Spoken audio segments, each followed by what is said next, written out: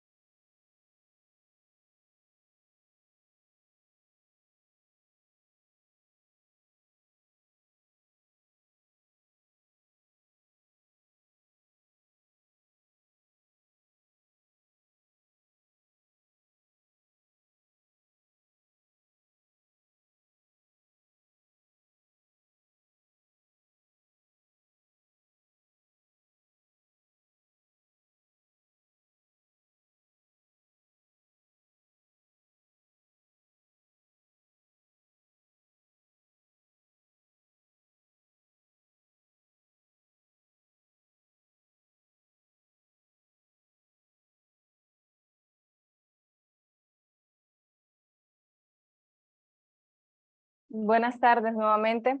Sean todos bienvenidos y bienvenidas a esta sesión que hemos preparado con mucho cariño para ustedes. Estamos conectados desde Campus Francisco de Sola en Nicaragua y desde Campus Walter Kislingam en Costa Rica con el profesor Ramiro Casó, quien esta noche o en esta tarde para los países, ¿verdad? Centroamericanos principalmente, estamos, ¿verdad? Preparándoles esta actividad para que ustedes tengan la oportunidad de entender cómo mejorar esas habilidades en cuanto al manejo del tiempo. Profesor Ramiro, bienvenido. Muchas gracias por acompañarnos esta tarde. Hola, hola a todos. Bueno, un gusto saludarlos desde aquí en La Garita, en Alajuela, en nuestro lindo campus de aquí, el Walter Kislingam. Y muchísimas gracias por sacar el tiempo para este webinar. Lo voy a tratar de hacer lo más corto posible. Por supuesto, al final hay una posibilidad de tener alguna sesión de preguntas y respuestas, así que con mucho gusto siéntanse en libertad. Como estamos en webinar no los puedo ver, pero tenemos un botón de Q&A para que puedan hacer sus preguntas ahí. Porfa, háganlas sin ningún problema, yo las tengo abiertas en un segundo monitor en donde las estaré leyendo, ¿ok? Bueno, empiezo muy rápidamente presentándome. Mi nombre es Ramiro Casó. Yo soy psicólogo de la Universidad Católica Andrés Bello de Venezuela, egresado de la linda UCAP. Hace 20 años, voy a cumplir ya 20 años de graduado. Y soy incaísta por partida doble. Tengo dos maestrías. Hice el MBA en el año 2017 y un par de años después egresé como Master en Business Analytics. Y actualmente soy candidato doctoral en el Rotterdam School of Management en la ciudad de Rotterdam, es la Escuela de Gerencia o de Negocios de la Universidad Erasmus en los Países Bajos. Estoy ahí cursando mi tercer año ya de mi programa doctoral. También muy rápidamente, mi carrera la he hecho en comunicación y marketing toda la vida, y en la parte docente como profesor. En INCAE actualmente estoy dictando cursos de Advanced Marketing Analytics, Digital Marketing and Social Media Analytics, Machine Learning and Data Science, Transformación Digital, Estrategia de Marketing, Liderazgo y Psicología Positiva. Son algunos de los temas que dicto como profesor, ¿no? El tema que nos trae hoy es un tema que a mí de manera particular me interesa, porque yo soy de los que cree que estamos atravesando una gran crisis. Ya les voy a hablar un poquito de eso. Este va a ser un webinar, pienso yo, bastante lejos de los tradicionales webinars de time management. No me considero un experto en time management, creo que es complicado, pero sí me considero un curioso y sí estoy haciendo enormes esfuerzos para tratar de aprovechar la atención como capital. Y ya les voy a explicar de dónde viene ese término, ¿no? Pero sí quiero darles algunas reflexiones sobre la importancia de saber distribuir el tiempo, cómo usarlo mejor y por qué esto no es una cosa caprichosa. Así que yo les voy a hablar de esto, de lo que yo considero que es la crisis de la atención. Es una crisis, además, que creo que es particularmente relevante en el mundo gerencial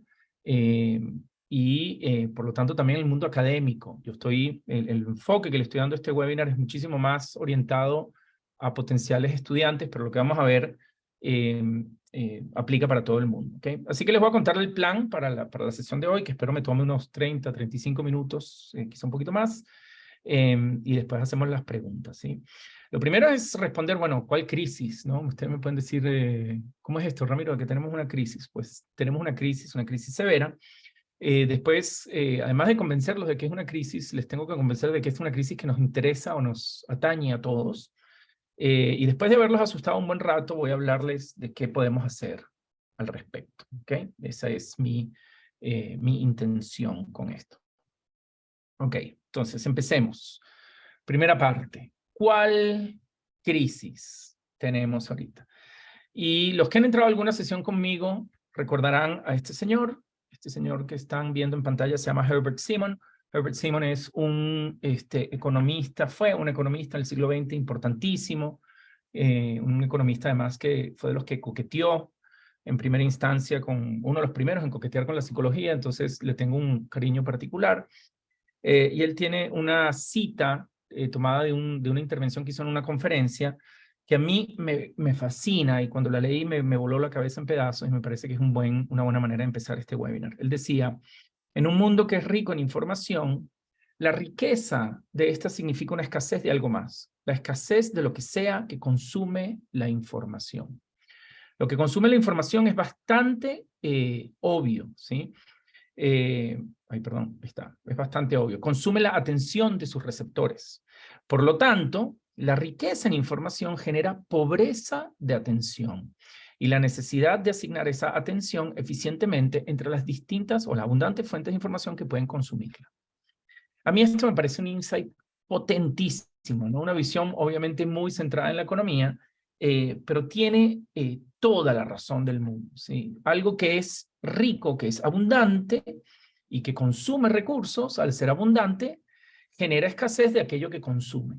En un mundo que es rico en información, la información consume la atención de los receptores, por lo tanto, riqueza de atención genera pobreza de atención. Ahora, lo que es asombroso de esta cita es que Herbert Simon la dijo en el año 1971. Estamos hablando hace más de 50 años. Este señor estaba preocupado por la abundancia de información.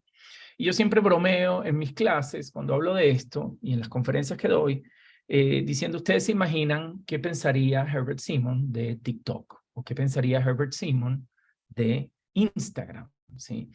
Yo creo que el pobre hombre le darían un infarto, ¿no? Y ese es un poco el punto de partida. Si vivimos en un mundo que es abundante en información, es innegable. Y ese mundo lo que hace es que nos genera una distracción crónica, ¿sí? Tremendamente nociva. Ya les voy a explicar en la segunda parte por qué creo que es nociva y qué es lo que ocurre con esto, ¿sí? Pero déjenme darles un poquito de datos para que entiendan la magnitud de esto que hace 50 años nuestro amigo Herbert Simon anticipó. Este es un artículo que salió en el Wall Street Journal hace nada. Esto salió el 9 de mayo del 2023, es decir, estamos hablando de unas pocas semanas. Y el título de esa nota es Gerenciando tu carrera, los trabajadores ahora gastan 2 días completos en la semana en correos electrónicos y reuniones, ¿sí? Y de hecho, esta es una cita textual de ese artículo, dice, los investigadores descubrieron que el 25% de los usuarios más activos de sus aplicaciones, es decir, las personas que utilizan el software empresarial de Microsoft para generar gran parte de su actividad laboral en línea, le hace Excel, PowerPoint, Word, Teams, etcétera, etcétera, dedicaban una media de 8.8 horas a la semana a leer y escribir correos electrónicos y 7.5 horas en reuniones, ¿sí? Estos son, de nuevo, 2 días completos de trabajo. Estamos hablando de que el 40% del tiempo de la gente se gasta en esto. Y lo grave no es en sí mismo el volumen de tiempo, la cantidad de tiempo que le dedicamos a esto, que ya es alarmante. Lo grave es que no es concentrado, porque si ustedes dijeran, bueno, yo solo voy a responder correos y asistir a reuniones de lunes a martes, ¿sí?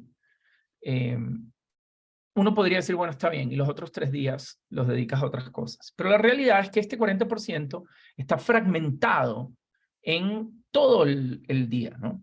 Y para eso les voy a dar una fuente de datos muy interesante que también cito con frecuencia, que es de esta empresa que se llama Rescue Time. Rescue Time es una empresa que hicieron un grupo de desarrolladores de software para medir el tiempo, en qué usas el tiempo cuando estás en tu computadora, ¿sí? Entonces instalas este software en tu computadora, corre por detrás de tus aplicaciones y va registrando la cantidad de tiempo que estás en, por ejemplo, Design and Composition. Déjenme sacar aquí mi lápiz rapidito para... ¿ves? ¿Cuánto tiempo? Bueno, 55% estuve en Design and Composition, 13% en Business, 6% en Utilities, etcétera. Y cada software tiene, o cada página web tiene una aplicación y después te da un Productivity Pulse, que es, por supuesto, si es, mientras más cercano a 100, mejor manejas el tiempo. Y noten que este es un pequeño, este es tiempo por hora, y si estás para arriba de este dashboard, te dice que estás gastando el tiempo bien, y si está por aquí debajo, ¿sí? Estás perdiendo tiempo, ¿sí? Ahora, lo interesante de esto es que estos señores sacan este producto y tienen data, tienen mucha data. ¿Cuánta data? Bueno, hicieron un estudio, ahí lo tienen, con 26.210 personas. Y eso que están leyendo ahorita en su pantalla es un histograma que nos muestra el tiempo promedio que pasa la gente entre chequear el email o instant messages. ¿Sí? Instant messages es WhatsApp, es Slack, es Teams, es Zoom, cualquiera de estas cosas, ¿no? Noten que la mediana es 6 minutos. ¿Sí? 6 minutos. Eso quiere decir que el 50% de estas personas, el 50% de esas observaciones, pasa 6 minutos o menos entre chequeo y chequeo de estas cosas, ¿sí? Es tremendo esto. Es tremendo, tremendo, tremendo, ¿sí? Y no solamente tienen ese dato, aquí tienen, por ejemplo, en minutos máximos consecutivos sin usar el email o el instant messages. La mediana en este caso es 40 minutos. De nuevo, es una distribución coleada hacia afuera, en donde el 50% de la gente, ¿sí? De esos 26.000, estamos hablando de 13.000 personas, que no es un número nada despreciable, apenas alcanzan 40 minutos de trabajo enfocado, ¿sí? Y aquí tienen otro dato, esto es una semana de uso de email y instant message de una persona, ¿sí? Aquí está el rango de las fechas, lo pueden ver acá. Y esta persona, lo que ven ahí es lo que está de este color, como gris oscuro, es momentos en los que usa el email, ¿sí? Y lo que ven aquí es el momento en el que no lo usa. Vean cómo esto hace sentido montones con lo que estábamos viendo del 40% del tiempo desperdiciado en fragmentado. O sea, es interrupción tras interrupción, tras interrupción, tras interrupción. ¿Sí? Y eso es, insisto, un problema verdaderamente acucioso. De hecho, aquí dice, en una semana, de acuerdo a los datos de esta gente, una persona conseguía apenas 8.5 bloques de trabajo productivo, ¿sí? Que es nada, nada, nada, nada. Entonces, no es de extrañarnos que la productividad, sobre todo en las economías modernas, parece que está por lo menos correlacionada, ¿sí? Con el aumento de estas tecnologías que nos distraen. Este es un dato, por supuesto, no podemos establecer ningún tipo de relación causal acá, pero noten la tendencia, lo que tienen en esta gráfica de aquí arriba, es la variación porcentual de la productividad en economías avanzadas, y abajo tienen el despacho global de smartphones. Noten después del 2007, cuando se lanza el iPhone, vean cómo una va para abajo, ¿sí? Aquí después tuvimos un repuntar mientras esto va para arriba, ¿no? Entonces, esto genera un sistema de trabajar, y esto aplica para personas en la oficina, esto aplica para estudiantes, esto aplica para todo el mundo, que Cal Newport, que es una fuente que invito a que revisen, es un académico, profesor de Georgetown University, tiene un doctorado en MIT, es un hombre brillante, brillante, brillante, le llama a esto The Hyperactive Hive Mind, ¿sí? Que es la traducción de Hyperactive Hive Mind, es como la mentalidad de colmena en modo hiperactivo, ¿sí? Y él la define de la siguiente manera. Es un flujo de trabajo centrado en una conversación continua, alimentado por mensajes no estructurados, y no programados que se envían a través de herramientas de comunicación digital como el correo electrónico y los servicios de mensajería instantánea. Es decir, que la tecnología lo que está haciendo es que nos bombardea de mensajes y nos cambia la manera de comportarnos, eso es lo que voy a comentarles un poquito más adelante, y entramos en este formato de manejo de información y de comunicación absolutamente caótico, ¿sí? Ahí veo que Carlos Portocarrero hizo una pregunta. Carlos, te la respondo terminando la presentación, ¿ok? Brevemente, para los que sean curiosos, es ¿por qué pasa esto? Y para contarles por qué pasa esto, les voy a contar una historia, ¿sí? Una historia que es interesante. IBM, obviamente famosa empresa de tecnología y de software a nivel mundial, fueron de los primeros en desarrollar el email. Y cuando lo hicieron, por allá en el principio de los 80, no lo desarrollaron, de implementarlo en la empresa, estaban migrando su comunicación de análoga a digital y necesitaban estimar cuál era el volumen de mensajes que se mandaban para tener una idea de cuánto tenía que ser la capacidad del servidor, ¿sí? Entonces, le pidieron a este muchacho que está aquí, Adrian Stone, hoy en día es un venture capitalist australiano famoso, por aquel momento era un joven empleado de IBM, que le calculara la cantidad de comunicación asincrónica que se hacía de forma analógica en una empresa, ¿sí? En la empresa, para determinar la capacidad que debía tener el servidor. Y este muchacho hizo un muy buen trabajo, lo logró, le dio los datos, instalaron los servidores, pero a los pocos días de instalado el servidor, ¿sí? Se empezó a dar un tráfico entre 5 y 6 veces mayor que el estimado originalmente por Stone, reventando el servidor. Es decir, no logramos anticipar bien el volumen de comunicación que vamos a generar. Y la pregunta es ¿por qué pasó eso? ¿No? Y la respuesta incorrecta a eso es porque Stone se equivocó. Stone no se equivocó, hizo la medición correcta. Lo que ocurrió se puede explicar con un concepto muy interesante que es el de determinismo tecnológico. El determinismo tecnológico es cuando una invención, cuando una innovación tecnológica modifica el comportamiento de maneras inesperadas, ¿sí? Dice Cal Newport en uno de sus libros, una propiedad clave del determinismo tecnológico es que la innovación en cuestión altera nuestro comportamiento de maneras que no fueron intencionadas ni predichas por quienes adoptaron la herramienta por primera vez. Hay muchísimos ejemplos de determinismo tecnológico. Uno de los más actuales es el botón de like de Facebook, porque esto es un ejemplo de determinismo tecnológico.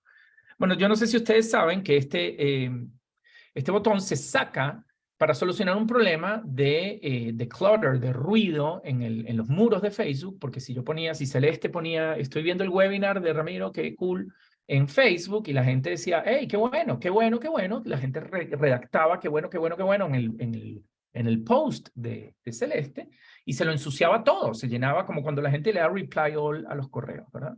Y alguien dijo, oye, esto no tiene sentido, porque todos dicen lo mismo, porque no ponemos un contador, un botoncito que simplemente cuente los likes. Lo que no anticiparon en Facebook es que esto iba a ser adictivo. Tan adictivo es que modifica la manera en la que compartimos información. Entonces ahora no es simplemente voy a compartir lo que estoy haciendo a la gente que me sigue y que yo aprecio, sino que voy a empezar a compartir cosas que generen likes, inclusive a expensas de la veracidad, de la neutralidad, de la mesura. Entonces empieza toda esta tendencia a poner cosas sensacionalistas, a convertirse los muros en grandes campos de batalla, ¿no?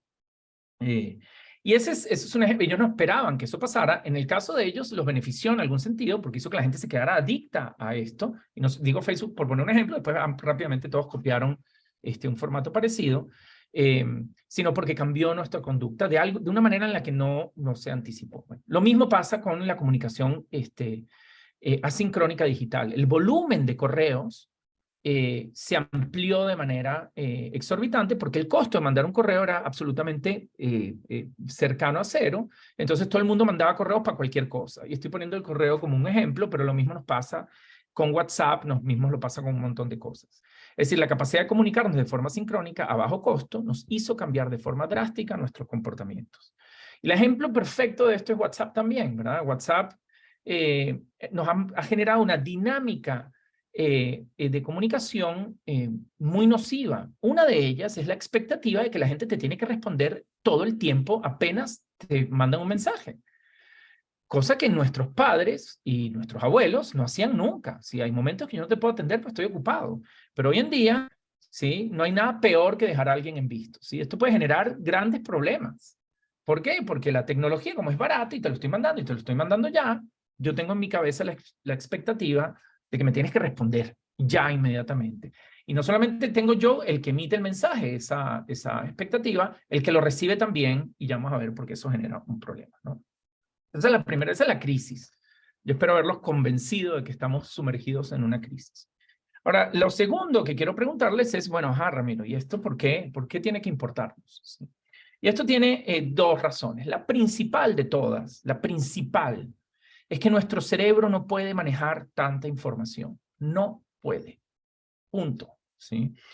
Cuando hablamos de atención, y aquí voy a hacer un pequeño paréntesis psicológico, la atención es un proceso cognitivo y conductual que nos permite seleccionar y concentrarnos en aspectos específicos de información e ignorar fuentes alternativas de información. Hay dos tipos, la intención la podemos dividir de dos tipos, ¿sí? Una le llamamos endógena o atención top-down, que es voluntaria, sostenida e impulsada por metas. Es la atención que yo espero que estén poniéndole ustedes a este webinar, están escuchándome, ojalá con muchísima atención, voluntaria, si dicen, déjame escucharlo, Ramiro.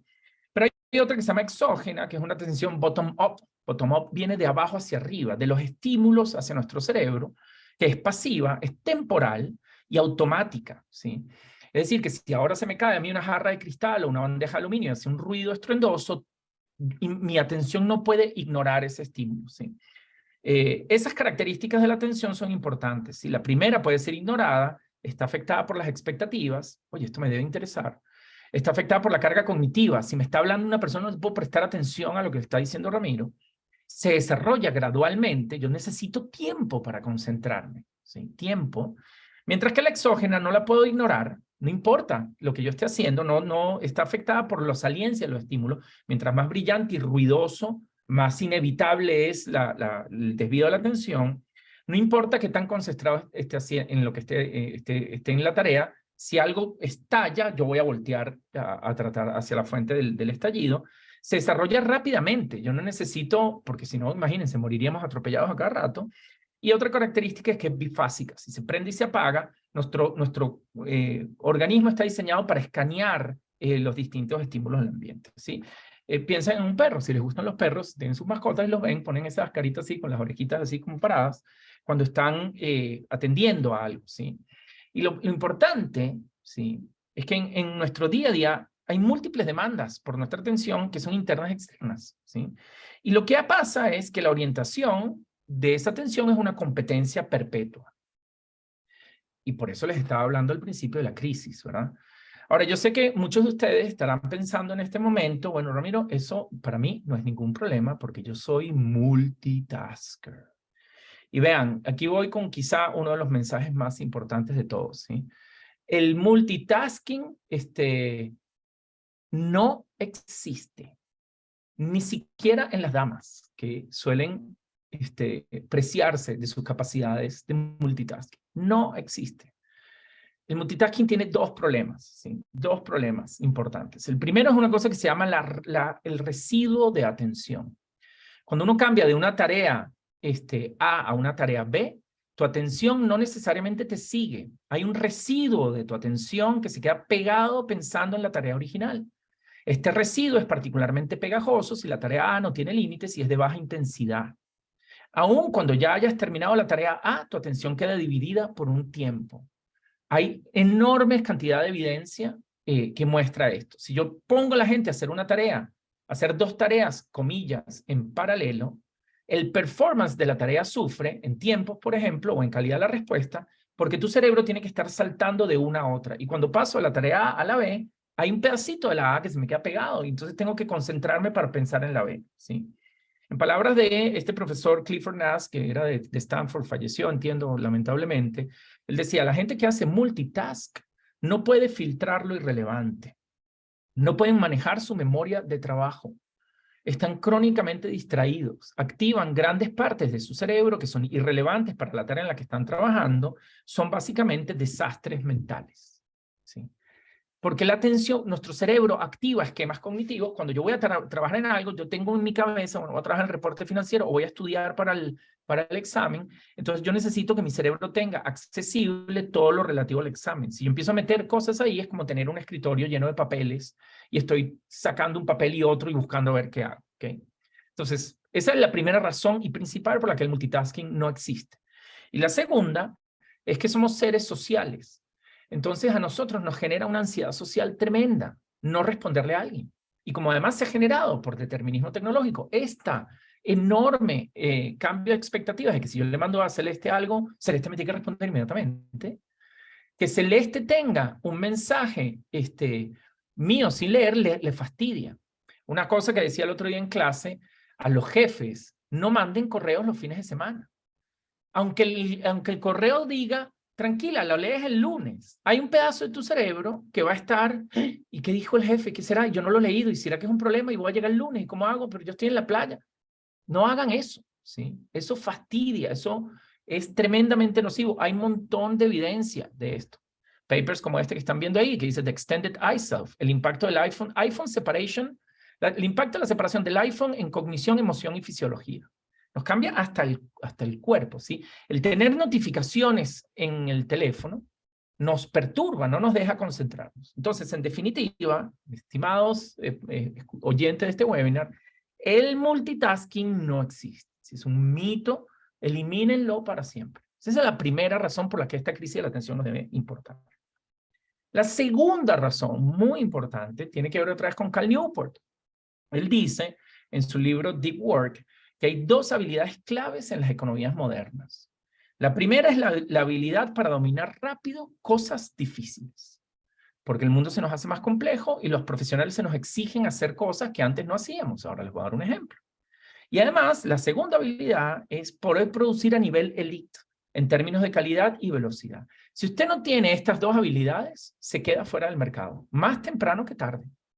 Nuestros estudiantes aquí en INCAE tienen que estudiar y vemos montones de lecturas, ¿sí? Y ven módulos que tienen 3 o 4 materias y no pueden, tienen que dominar lo que están aprendiendo rápido porque si no, pues no aguantan el ritmo. Les pongo un ejemplo personal. Como yo les dije, yo soy psicólogo, trabajé en marketing muchos años, después estudié data. Cuando estudié data, una de las cosas que me tocó aprender a hacer es programar. Yo no vengo del mundo de la computación, yo he tenido que aprender a programar R solito.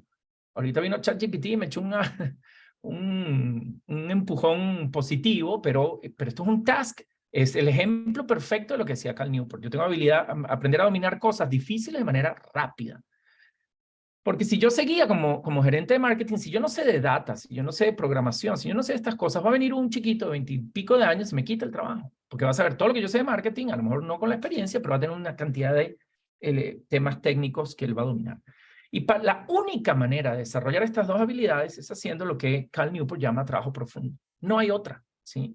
Trabajo profundo es el trabajo que uno hace concentrado, sin ningún tipo de interrupción, por un tiempo sostenido, no muy largo, porque el cerebro no aguanta mucho. De hecho, el trabajo profundo es lo que nos piden a los que estamos en el knowledge sector, lo que llamamos los trabajadores del conocimiento, a los que nos pagan por pensar. Yo soy un tipo en marketing, yo soy una persona en finanzas, yo soy una persona en contabilidad, yo soy una persona en recursos humanos. Lo que nos pagan es por usar el cerebro, por hacer estrategias, por hacer reportes, por hacer planificaciones, por hacer todo esto, ¿sí? Entonces, el knowledge worker necesita sacarle el mayor jugo posible a su cerebro. Y eso pasa por hacer una distinción entre cómo hago mi ejecución de trabajo y cómo dirijo el flow de trabajo. Cuando eres un estudiante universitario o un estudiante de maestría como los nuestros, eres una persona que está entrenándose para ser un mejor knowledge worker. Y aquí es donde entra la diferencia grande, la importancia de la atención. Cal Newport nos dice que en el work execution la gente es libre. Uno produce como mejor se sienta. Pero en el workflow debemos ser estrictos. Es decir, la manera como trabajo, no qué es lo que produzco, sino cómo me siento a producirlo, ahí tenemos que ser más rígidos, ¿sí? Y a eso le llama el Attention Capital Principle. Por eso este webinar se llama la atención como capital, cómo aprender a manejar el tiempo. Nos dice Newport, la productividad del knowledge sector puede aumentarse significativamente si identificamos flujos de trabajo, a ver, otra vez workflow, ¿verdad? Que permitan, ¿sí?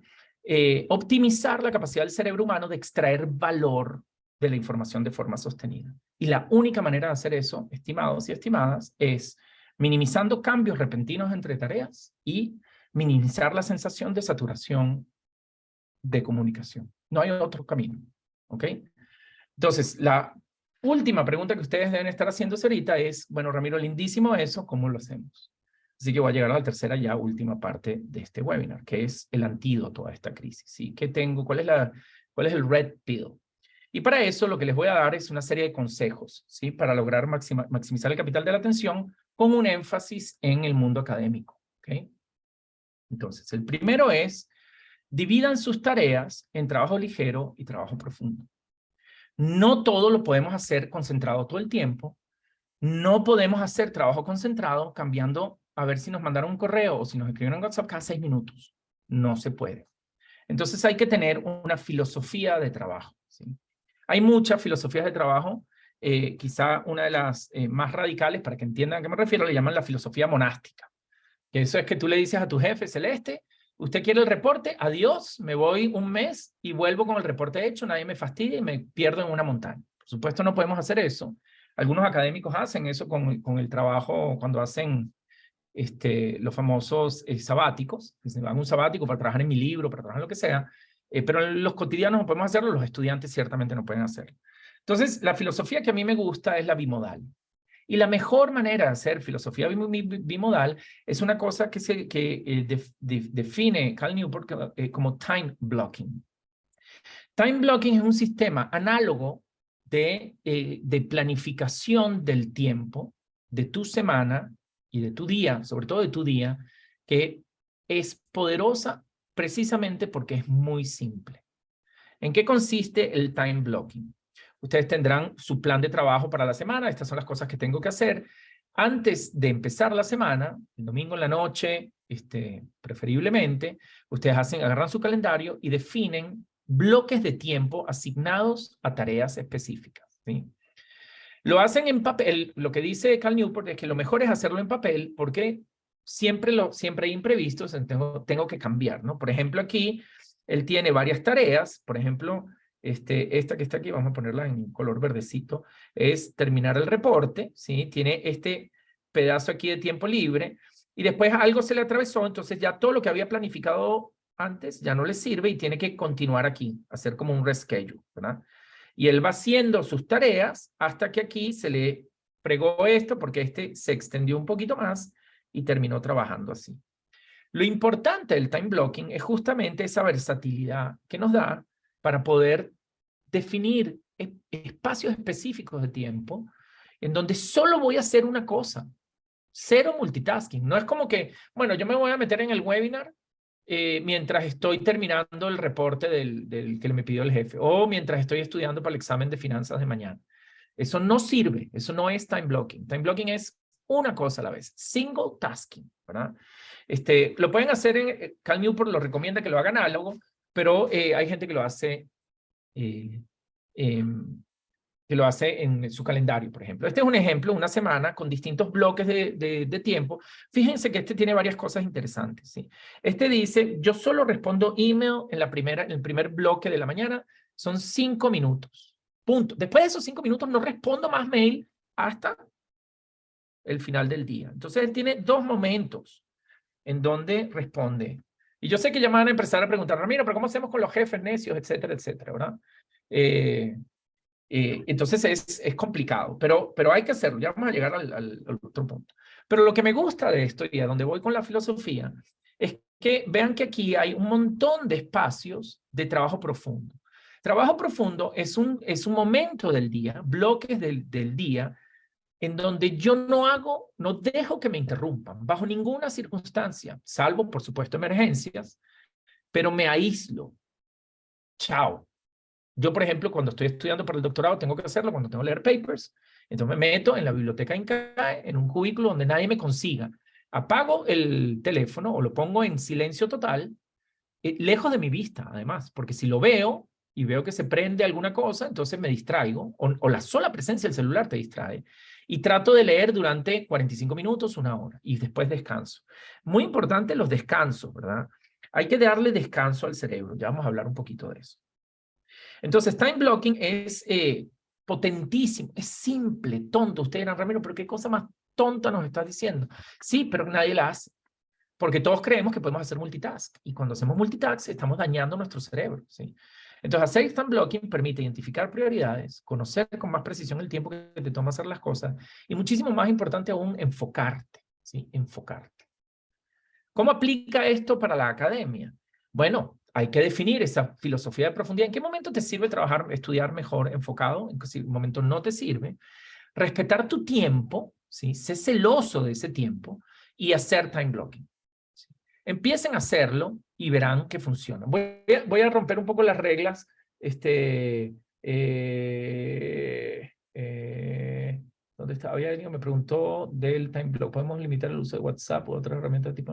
Sí. Ya voy a esperar. Creo que había leído. Ajá, Roberto Sandí dice, esta metodología de time blocking se hacen hábitos tan rápido como los demás. O en estos casos, atacados por las redes sociales son menos sólidos y permanentes. Si respetas, Roberto, tú, de verdad tu hábito lo desarrollas como cualquier otro. Te requiere tiempo. Y al principio, de repente, el time block que vas a hacer es de 20 minutos, porque tu cerebro está acostumbrado a la desconcentración. Pero es muy importante. Que el segundo consejo es, tengan rutinas de trabajo. Las rutinas son buenísimas porque le dicen al cerebro, aquí voy a hacer trabajo profundo. Entonces, las grandes mentes creativas piensan como artistas, pero trabajan como contadores. Nos dice este formidable escritor David Brooks, tipo que tiene 2 libros hermosos, léanlo. Uno se llama The Road to Character y el otro se llama The Second Mountain, extraordinario escritor. Y me encanta esa frase, porque la disciplina es clave, pero no solamente la disciplina, sino el método de la disciplina. No es solo ponerse, sino siempre ponerse a trabajar de la misma forma. Porque eso nos ayuda a entrar en el modo de deep work, ¿ok? Entonces, todo buen ritual debe responder dónde voy a trabajar y por cuánto tiempo. En el caso de los estudiantes es dónde voy a estudiar y por cuánto tiempo. ¿Cómo voy a hacer el trabajo una vez que empiece? ¿Y en qué tipo de herramientas me voy a apoyar para lograr los objetivos? Yo, por ejemplo, que me distraigo muy fácilmente, lo que hago es usar una aplicación que se llama Noisely, que es una aplicación que crea ruido blanco. ¿Ves? Si yo le doy clic a esta cosa, entonces el ruido de lluvia, por ejemplo, ¿sí? Y lo bonito de Noisely es que tiene la capacidad de usar, esto se llama de Pomodoro Technique, la técnica del tomate, del pomodoro, en donde tú le dices, mantente prendida durante 25 minutos. Cuando termina 25 minutos se apaga el ruido blanco y ahí es donde yo entiendo que me toca un descanso. Entonces, digo, mientras esté sonando la lluvia o el sonido del tren, que a mí como buen nerdo me encanta, en ese momento no hago sino leer. ¿Sí? Y no veo nada más. Foco, laser focus. ¿Okay? Otra cosa de las rutinas que recomiendo es lo que los americanos llaman Eat the Frog. El otro día un estudiante me comentó que este es el título de un libro. Yo no lo he leído, lo voy a buscar. Eat the Frog quiere decir, haz lo más pesado, lo más fastidioso de primero, cuando tengas más energía. ¿Sí? Porque si no, procrastinas y procrastinas y procrastinas. No gastes energía en tareas mundanas. Gasta la energía. Si ustedes son más activos en la mañana, salgan de lo pesado. Tengo que hacer el reporte de gastos en la mañana. En los casos de nosotros los profesores, tengo que corregir exámenes, hacerlo de primero. Tengo que estudiar para el GMAT, para el parcial, lo que sea, de primero. Eso les va a dar alivio, les va a dar la recompensa de que sacaron algo fastidioso de encima y lo van a poder, después el día va a ser mucho más productivo. Si lo dejan al final, hay un mental tax de que no he hecho esto, no he estudiado, no he hecho el reporte, no he hecho el reporte, empieza la procrastinación y ahí sí nos lleva a candanga, ¿verdad? ¿Cómo aplicamos esto en la academia? Cuando estudies, haz las cosas más difíciles de primero. En el examen, haz lo contrario. Empieza por lo más fácil. ¿Sí? Esa es una manera y ten rutinas. ¿Sí? Rutinas, siempre estudia en el mismo lugar, con la misma taza de café, ojalá por la misma cantidad de tiempo. Enséñale a tu cuerpo esa secuencia, porque entonces es mucho más fácil que entre en modo deep work. Tercer consejo, ya casi termino. Este es verdad de perogrullo, ¿verdad? No usen social media. Está bien, bueno, no usen tanto social media, ¿verdad? Porque yo tampoco he podido renunciar al social media pero sí hagan cosas como desactivar las notificaciones, del todo. Sobre todo de TikTok, Instagram, Facebook, Twitter, todas estas cosas, quítenlas, ¿sí? De WhatsApp es medio difícil quitarlas porque WhatsApp se convierte a veces en una herramienta de trabajo, ¿sí? Pero ojo, porque ya vamos a hablar de eso, resetear las expectativas, enséñenle a la gente que ustedes no están siempre disponibles. ¿Por qué no es así? Mídanse, usen Screen Time, esto es en iOS, pero estoy seguro que también en los dispositivos Android hay algo similar, y cáiganse de espaldas la cantidad de horas que pasan en el teléfono, y verán a lo que me refiero, ¿ok? En iOS, y solo visito iOS porque nunca me había usado Android, ni creo que lo haga, no por nada, pero sino porque soy usuario de Apple de toda la vida. Tiene Apple ahorita una cosa que se llama Focus Mode, que ustedes pueden configurar varios, en donde limitan un montón de cosas. Por ejemplo, pueden decir qué números dejas que pase la llamada. Entonces pon el número de tu pareja y de tus hijos y de tu jefe, y ya. O la duración, etcétera, etcétera, ¿sí? Aplicaciones de esto en la academia: apaga redes sociales, chats y cualquier tipo de distractor cuando estés estudiando y cuando estés en clase. Porque si estás en WhatsApp en clase, no estás en clase. Y yo te diría una cosa más: si estás en una clase virtual, prende la cámara. Porque el que apaga la cámara en una clase virtual no presta atención. No la presta. ¿Ok?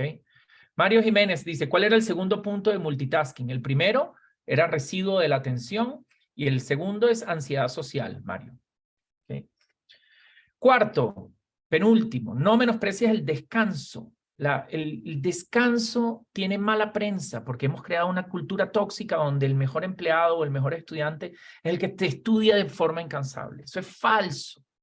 El descanso facilita la generación de insights, fomenta los procesos de incubación y además nos da la energía que necesitamos para trabajar de forma profunda. Una de las cosas que ya la ciencia ha determinado hasta el cansancio recientemente son los beneficios inmensos para la salud que tiene tener una buena higiene del sueño. Eso significa tratar de dormir 7 u 8 horas. Hay gente que cree que es una virtud dormir 4 horas. Es terrible. A nivel cognitivo nos daña, entre otras cosas, tremendamente, ¿sí? En este extraordinario libro que se llama Peak Performance, Stulberg y Magnus, que toman como una analogía, los de atletas de alto rendimiento ponen esta ecuación que dicen stress plus rest equals growth. El estrés, el esfuerzo y el descanso, las dos cosas, hacen que uno crezca. Lo mismo que ir a un gimnasio. Uno no puede ir al gimnasio durante miles de horas porque te atrofias el músculo. Necesitas reposarlo para que crezca. Bueno, lo mismo esto. Y ojo que descansar cognitivamente significa no usar el cerebro. De la misma manera que si usted está cansado de jugar al fútbol, no va a ir a salir a trotar, ¿verdad? Nadie descansa de jugar fútbol trotando. Bueno, si estás cansado de pensar y de leer, no uses el cerebro para consumir más información. Frená, tómate una siesta, salí a dar una caminata, hace algo de baja carga cognitiva. Pero si no, no estás descansando, estás perdiendo tiempo. ¿Okay? Entonces, aplicaciones en la academia: respeta las horas de descanso, tanto el sueño como el esparcimiento son indispensables. Sal, tómate tus cervecitas con tus amigos. Ríete, haz cosas que te recarguen. ¿Okay? Y el último de los consejos es: no le teman a la inconveniencia. Esto significa aprender a decir no, no puedo. Ay, Ramiro, ¿será que tú puedes? No puedo. Ramiro, ¿por qué no me atendiste? Porque estoy ocupado. Yo en las mañanas no atiendo a nadie. Entonces hay que resetear las expectativas. Totalmente resetear las expectativas. Enseñarle a la gente que hay momentos en donde no me puede fastidiar. De manera importantísima en WhatsApp. Dígale a la gente, querida Celeste, si me escribís en estos horarios, te voy a dejar en vista. No te voy a responder. Punto. Ay, no me interesa. No te respondo. Si es urgente, me llamas por teléfono y yo sí te atiendo, pero solo si es urgente. Si me empiezas a llamar por teléfono para tonterías, entonces ya después no te voy a atender más, ¿verdad? Entonces, en la academia, en el mundo real, aprendan a decir que no, ¿sí? Definan límites claros entre el mundo académico y el mundo laboral. Como jefes, respeten esos límites, protejan las tardes de sus empleados los fines de semana. Si no sean invasivos, no usen la tecnología para fomentar este tipo de agotamiento. Entonces, ya por último, ¿qué quiero que se lleven de todo esto? Si tuvieran que llevarse una sola cosa, un solo mensaje un mensaje clave de todo esto es entender, ¿sí? Que si yo comprendo, si yo entiendo cuáles son mis limitaciones, entender esas limitaciones nos libera. Porque yo ya sé hasta dónde me llega el ancho de banda. Entonces, si yo quiero funcionar mejor, en lugar de forzar el ancho de banda, diseño las tareas y el ambiente para que sean brain friendly, ¿sí? Para que yo pueda prestar atención. Porque además, lo que les digo es, hoy en día todo requiere atención. Todo, yo quiero estudiar, yo quiero aprender un nuevo skill, yo quiero estar en una clase, yo quiero entender qué fue lo que pasó con el plan de medios, lo que sea, requiere atención, ¿sí? La atención es uno de los procesos psicológicos más importantes, si no el más importante. Y ya para cerrar, en palabras de nuestro amigo Mihaly Csikszentmihalyi, un extraordinario psicólogo húngaro-americano que falleció hace muy poquito, que es el papá del concepto de flow, decía: nos creamos a nosotros mismos en la forma en la que invertimos nuestra atención. Las memorias, los pensamientos y las emociones están todas definidas por la forma en la que lo usamos. Por lo tanto, es una energía a nuestro control. La atención es nuestra herramienta más importante. Repito eso, la atención es nuestra herramienta más importante al momento de mejorar la calidad de nuestras experiencias. Protejámosla y estaremos haciendo un mejor uso del tiempo. Muchísimas gracias por el tiempo. Me pasé más de lo que quería, pero creo que tampoco me excedí mucho, Celeste. Yo aquí hablando de tiempo y me paso el tiempo. No, profesor, súper interesante, tranquilo. Más bien el chat o las preguntas están súper activas. Ok. No sé si quiere que pasemos directo con eso o pasamos la encuesta primero, profesor. Se manda. Yo creo que déjame responder las preguntas y hacemos la Listo, encuesta después rápidamente, ¿sí? adelante. Carlos Portocarrero, que preguntó, ¿cómo se van a alinear las empresas cuando ya se esté hablando de semana laboral de 4 días? ¿Van a tener solo 2 días reales de trabajo por cada colaborador? Bueno, Carlos, en tu pregunta está la respuesta. Tenemos que saber hacer un mejor uso del tiempo. Ciertamente no podemos reunirnos, o sea, el hecho de que estemos gastando 2 días completos en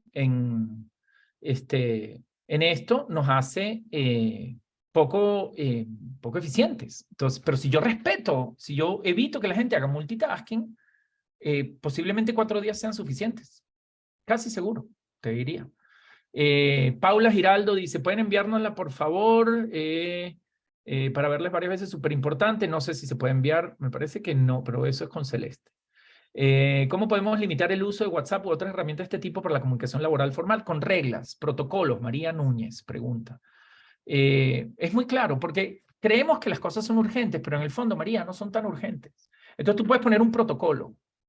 Por ejemplo, toda la comunicación que se haga relativa a este proyecto la vamos a hacer en Trello. O no usen mensajería instantánea ni email para coordinar cosas. Son pésimas herramientas para hacer eso. ¿Ok? No lo hagan. Porque eso crea un montón de mensajes que van y vienen y van y vienen y van y vienen y generan ruido. Entonces pongan reglas. A veces es mejor hacer una llamada, hacer un Zoom de 10 minutos que estar mandando mensajes para arriba y para abajo, ¿sí? Lo que pasa es que por comillas comodidad usamos WhatsApp, pero eso no es lo correcto.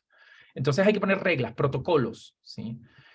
Luis Salazar pregunta, ¿cómo evitamos trasladarnos a otra área, a otra tarea de pensamiento o física para mantener enfocada nuestra atención? Con disciplina, Luis, diciendo...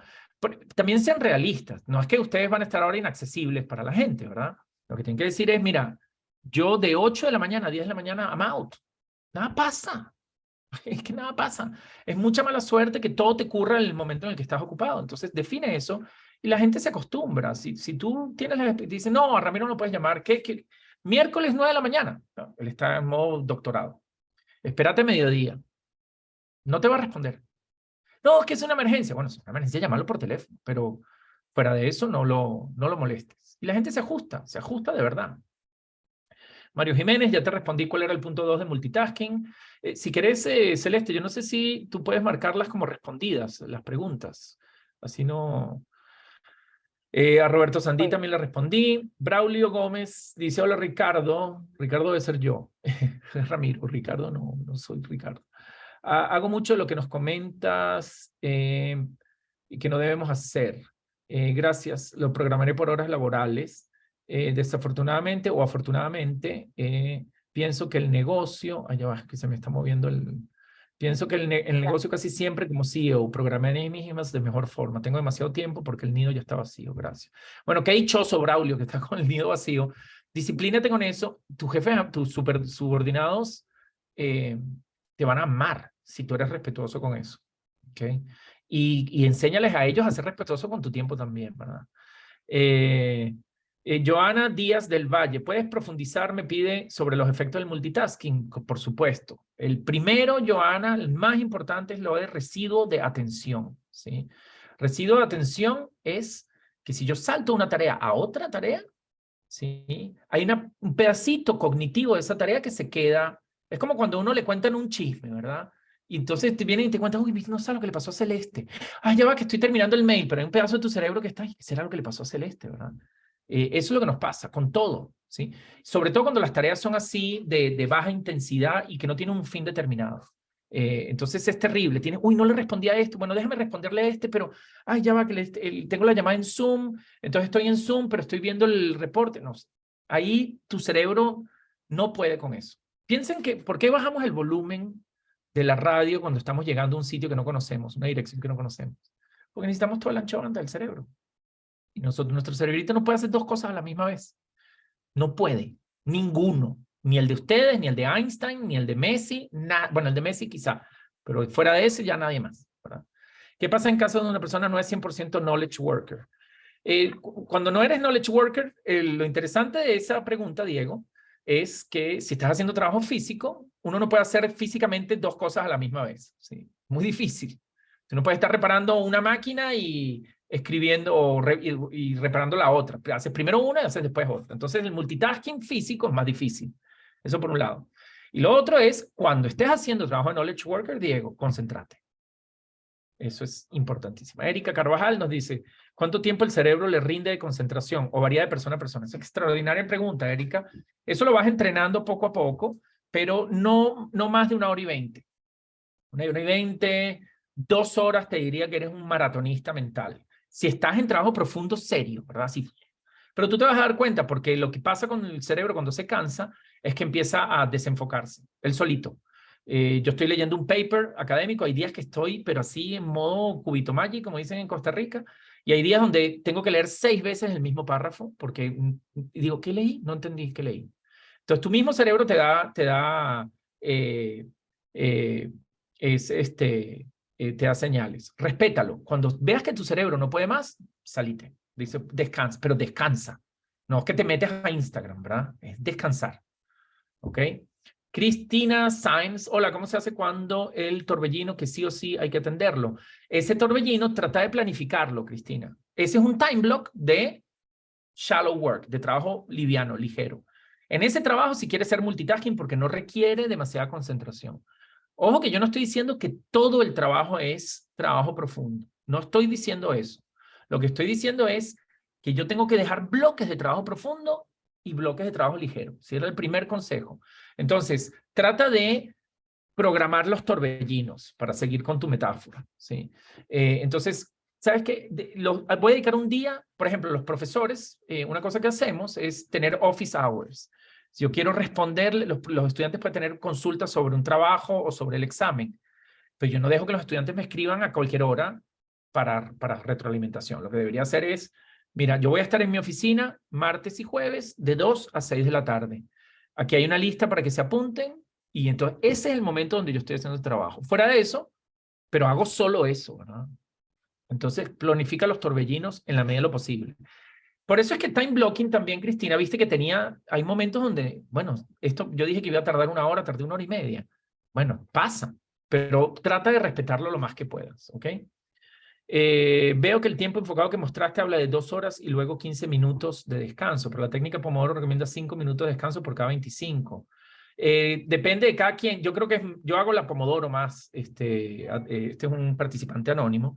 2 horas, yo no me puedo concentrar 2 horas seguidas, termino agotado. Si hago 2 horas de concentración, yo hago chunks, ya hago chunks más grandes, 25 minutos es poquito.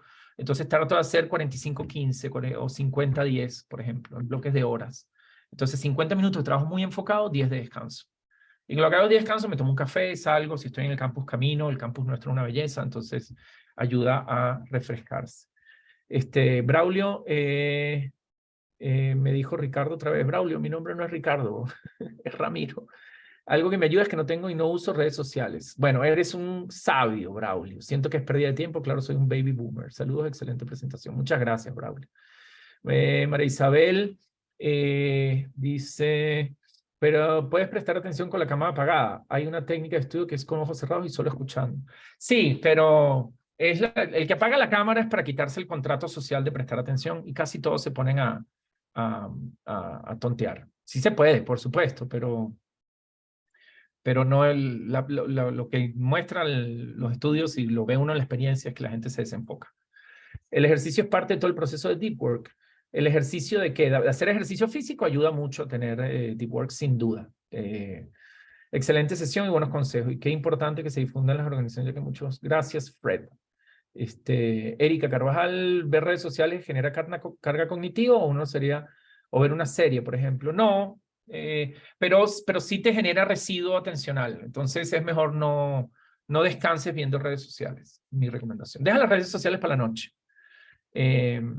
Elvis, en el área comercial es muy difícil dejar de atender. Sí, pero si tienes que hacer un reporte algún día, Elvis, no puedes dejarte interrumpir. Entonces, a lo mejor tú tienes menos sesiones de trabajo profundo, pero las vas a necesitar. ¿Okay? Bueno, hago 2 más y listo. ¿La atención es un proceso mental? Sí, es un proceso cognitivo, Luis. Mónica dice, ¿cómo manejar esos límites si trabajas en una empresa de servicios? Hablando con tus jefes, con tus colaboradores y definiendo protocolos de trabajo. Cómo se reúnen, cómo comparten información, cómo le dan seguimiento a los proyectos. Eso es parte de una sesión mucho más larga que hoy no pude, pero ahí, búscate, Mónica, los libros de Cal Newport y ahí vas a conseguir buenos consejos. ¿Cómo sé que lo estoy haciendo bien? Me preocupa caer en reunionitis. No, sal de la reunionitis. ¿Cómo sabes que lo estás haciendo bien? Vas a estar más productiva, más enérgica. Vas a hacer más cosas en menos tiempo. ¿Cada cuánto hay que hacer rutinas de trabajo? Siempre, Álvaro. Hay que tener rutinas definidas. Cuando estoy estudiando, ¿qué es lo que hago? Cuando estoy respondiendo correos, ¿qué es lo que hago? Etcétera, etcétera. Y ahora sí, uy, qué montón de preguntas, Dios mío. Están 41. Muchas gracias. ¿Ah? 41. Están pendientes. ¿Qué hacemos con un jefe necio? Tadeo. Renuncia, Tadeo, y te busca un jefe bueno. No, habla con él, habla con él. Mira, no puedo trabajar así. Un trabajo que me toma 1 hora contigo fastidiándome, me duró 4. Entonces, no me dejan hacer trabajo bueno. No sean ustedes jefes necios, ¿verdad? Libros que apoyen manejo de tiempo técnicas, por favor, Jorge. Todos los de Cal Newport. Todos. En especial, A World Without Email, Un Mundo Sin Correo Electrónico. Digital Minimalism es el otro, minimalismo digital y Deep Work. Esos 3 son los principales. No es María Isabel, es Naguib Miguel. Ay, perdón, ahora yo dije mal el nombre. Discúlpame, Naguib. Leí rápido y con dislexia. Bueno, los tengo que dejar, me parece, porque ya por los procesos cognitivos requieren pausas activas para asimilar conocimientos. Sí, Naguib, totalmente. Requieren pausas. No puedo hacerlo todo en un solo golpe. ¿Puede ampliar el tema de reconocer las carencias, por favor? Sí, esta es la última, porque me encanta esa pregunta. Juan Cruz, no hay nada que libere más que entender los límites y no hay nada que dañe más que la autoayuda tóxica que nos hace pensar que somos superpoderosos, seres de luz, que podemos hacer lo que nos dé la gana. Eso es mentira. La gente fracasa, la gente se olvida, la gente se distrae, la gente le cuesta aprender, a todos nos pasa. Si yo sé que tengo limitaciones, puedo trabajar para resolverlas y ajusto mis expectativas.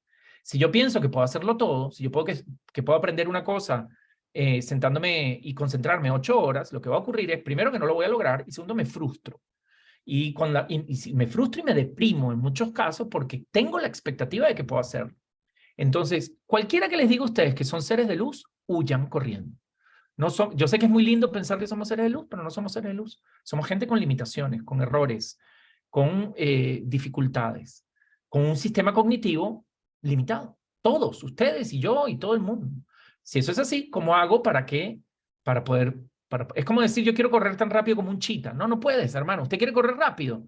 Su cuerpo llega hasta cierto punto. ¿Quiere correr más rápido? Móntese en una bicicleta.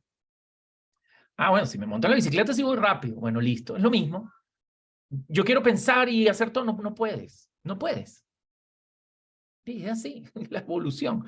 Entonces, usar los requisitos. No te distraigas, usa la tecnología de manera correcta, ajusta las expectativas sociales para que no te interrumpan, haz time blocking, etcétera, etcétera, etcétera. Bueno, muchas gracias. Quedaron preguntas sin responder. Ahí están en pantalla. Me pueden seguir en mis redes sociales, en Twitter y en Instagram, y esas las tengo ahí. Ahí poco a poco voy a ir compartiendo algún contenido más de esto. Muchísimas gracias y Celeste tiene un mensaje para ustedes. Sí, dos cosas. Muchas gracias, profesor. Para todos aquellos que todavía tienen preguntas pendientes, ahí ya tienen mi dato de contacto. Les estoy haciendo llegar en este momento una encuesta para aquellos que quieran profundizar en esos temas o en otros de nuestros programas o maestrías ejecutivas. Ahí pueden darle clic en la opción de sí, desean asesoría con el equipo de admisiones y se comunicarán directamente con nosotros. Y sobre la pregunta recurrente que nos estaban haciendo sobre la presentación, nosotros vamos a hacerles llegar el día de mañana a primera hora el enlace donde pueden tener acceso directo a la presentación que el profesor Ramiro ha hecho esta tarde. Así que esperamos tenerlos pronto de nuevo en otras sesiones y también en nuestra aula de clases para que tanto el profesor Ramiro Casó como los otros profesores puedan compartirles el conocimiento necesario y que podamos tener mejor atención, mejores resultados en nuestros trabajos también y obviamente potenciar nuestras empresas. Ahí veo que todavía están respondiendo. Creo que vamos a A dar ver. unos segundos más y listo. Bueno, creo que Bueno, ahí muchas terminamos. gracias. Muchas gracias a todos y todas por venir. Fue un verdadero placer y, por supuesto, quedamos a la orden para lo que necesiten. Bueno, muchísimas gracias, profesor, y a todos por el tiempo. Que tengan muy buena tarde.